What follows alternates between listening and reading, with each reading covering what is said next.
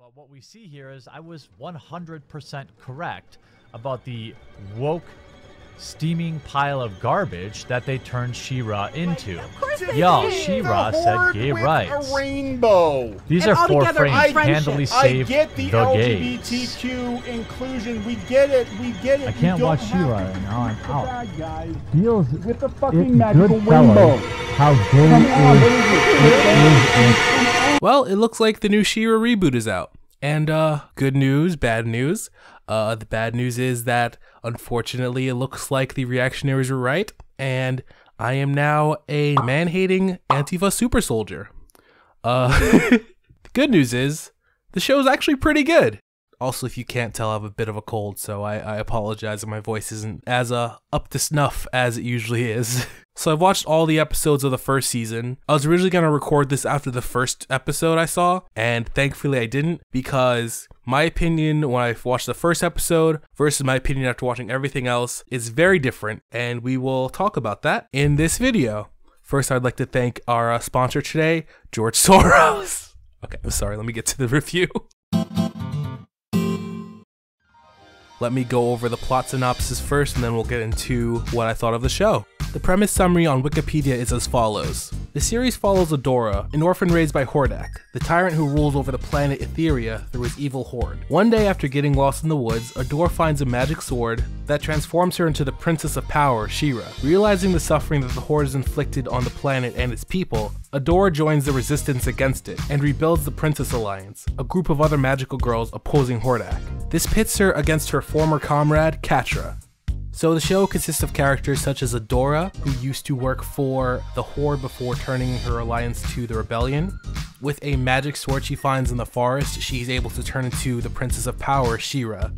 We have Glimmer, who's the Princess of Bright Moon, and you could tell some of these names were made in the 80s, and I guess they weren't allowed to change them. There's Catra, who used to be She-Ra's best friend. There's Bo, who's the comic relief, quote unquote, and we'll talk more about him later.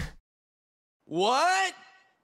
There's Shadow Weaver, the mysterious evil second in command under Hordak. She's the one who's raised Adora as well as Catra. And there's Hordak himself, the mastermind behind all of the evil done by the Horde. So what I will say about the show is when it first started, it took a while for me to really get into it. I would say up until about episode 8, Princess Prom, the show fluctuated between passable and good. There was never a point where I felt like it was bad, but it didn't grab my attention as much as I hoped it would. Once it got to Princess Prom, which is episode 8, and given the title you would think it'd just be a filler episode, but this is actually where the show kicks off and becomes more serialized. After that episode, the show had hooked me, and that's probably my second favorite episode after Promise, which is episode 11. I'm not going to go into too much detail about what happens in each episode, but it did take more time than I felt it should have for the show to kick in and get really good. But after Princess Prom, to me, the show is consistently great. The story gets more intense, everything gets more serious, you see more sides of each character, they all start to grow and get more in depth. So in the beginning, it came off as really cliche to me, and I would still argue that the show is still coming into its own. Even after this first season, there's a lot of it that's very cliche, and there's a lot that's borrowed from different sources. You see a lot of Avatar to the point that there are certain subplots that almost feel directly ripped out from it. For example, there's a part where She-Ra has to train, and she would have to be training for a long time while her friends are in danger, and she decides to skip on that to help her friends, which is a very direct parallel to something that happened in Avatar: The Last Airbender. So you see a lot of Avatar, you see a lot of Star Wars, you see a lot of Steven Universe, Kingdom Hearts. It's a hodgepodge of different ideas, and hopefully within the next season it comes into its own. It is still very enjoyable, but I can see people getting turned off by that. It does feel like sometimes it has to rely on its influences to make up its story. For example, the main story is kind of this classic but overdone story of two parties fighting, and members of each party don't really realize the bad things that their side is doing. In the first couple episodes, it felt kind of bland to me. Speaking of bland, also in the first few episodes, there wasn't a lot of expression in the characters' faces that I felt anyway, or a lot of expression in their body language. They never really seemed to go off model at first. This did get better later on. The characters got a lot more expressive and were a lot more cartoony sometimes. And it's kind of funny for me to be complaining about that because I'm definitely one of those people who get annoyed at Steven Universe for how off model they can get sometimes. But I feel like there's a nice balance that should be there, right? There should be a consistent model for how they're supposed to look, but you're allowed to break those rules every once in a while for the sake of comedy or for the sake of exaggerating someone's feeling. I don't know, that's just how I feel. When it comes to the characters, I think that's where this show really shines and where I want to see them develop more. Each character is really unique. There's a big cast of characters. There's the three main characters, Adora, Bo, and Glimmer. They're the villains of Catra, Hordak, and Shadow Weaver. And there are also a bunch of different princesses who come to help on the side of the rebellion. So with all these different characters, it'd be really easy just to copy-paste personalities onto all of them, but they're all really unique. Glimmer and Catra are personally my two favorite characters. I've heard other reviewers say that Glimmer's kind of annoying at first. I can see that, but I also see where she's coming from. She's the daughter of the Queen of Bright Moon. She has a lot of responsibility on her and she's trying to prove herself to her mother. So she can be kind of uptight and stubborn. And I get where the writers are coming from with that personality trait.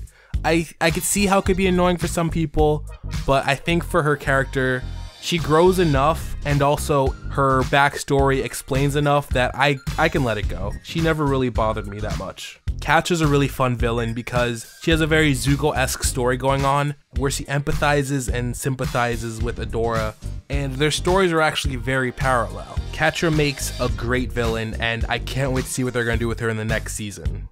Adora, personality-wise, is probably the only one that I would say I'm not in love with because I think she suffers from main character syndrome. You know, characters like Harry Potter and stuff like that, where the main character is kind of a blank slate for anyone to put themselves onto. She does have a personality, she's stubborn, she's determined, she wants to do what's right, but I mean, that's just every shonen main character. So Adora's not a bad character, but she's not someone who jumps out in my mind when I think of great characters in the show.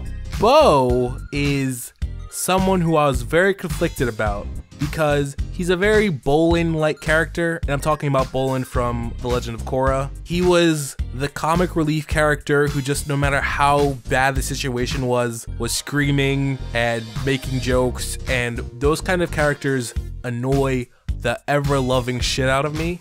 Okay, everyone, calm down! But he did eventually grow into his own, and he became a much more well-rounded character who had some pretty badass moments. Another big area of praise for me with the show is the designs of all these characters. They're all very unique and colorful, and I love the way all of them are designed. I definitely see a lot of people cosplaying these characters. This definitely feels like cosplay fodder.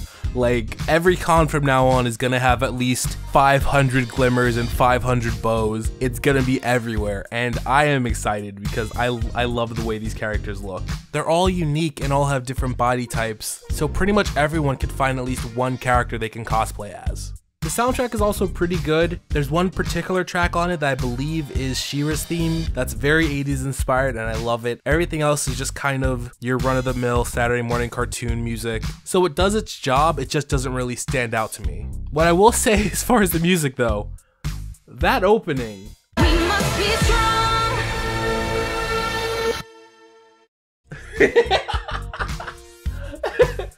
Baby, do you have any opinions on the opening? She-Ra's back. Stop. Oh my god, that opening was so bad. Yeah, listen, what's the name of that Pac-Man show? Yeah, look up that theme song, then listen to She-Ra's theme song.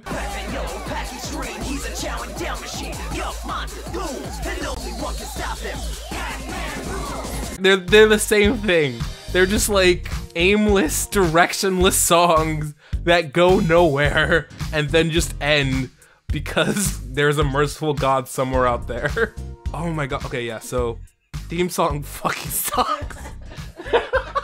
I feel bad because I think this is like the first major thing the singer's done, but it's so, I don't think it's her fault, by the way. I think it's a mixture of how it was cut for the theme song and just whoever the fuck decided to write this monstrosity. Yeah, bad theme song. Always skip that intro. Every time Netflix gives you an option, skip the intro. Overall, I would recommend the show if you're a fan of animation and cartoons. This is definitely a show that is more aimed at children, and I'm very happy about that. I have seen a lot of people tweeting about how much their kids love it, and that's really who it's for. I know there have been a bunch of reactionary dump lords screaming about, "Oh, this is the end of Western civilization. You're trying to make us all gay." Shh. It's okay. It's a cartoon. It's a pretty good cartoon. Relax, okay? Cool? Cool. It's a good kid show that's gonna teach kids good lessons, and I actually recommend it more to children than to adults. I could definitely see the first couple episodes turning a lot of adults off. I think kids would probably like it more. I definitely kind of felt like I was slogging through the first few episodes to get to the really good stuff later on, but when it does get good, it gets really, really good. I do recommend you watching this all in order, but the best episode is episode 11, Promise. That's my opinion, obviously, but it's a great episode. Great episode. But that's about it. Thank you for watching. Don't be a dick, and have a great day. Bye, guys. So back then, when people criticized me for criticizing the way that the show was going, it was easy. They would either call me an incel, which is verifiably false if you can there's many satisfied women. Just kidding.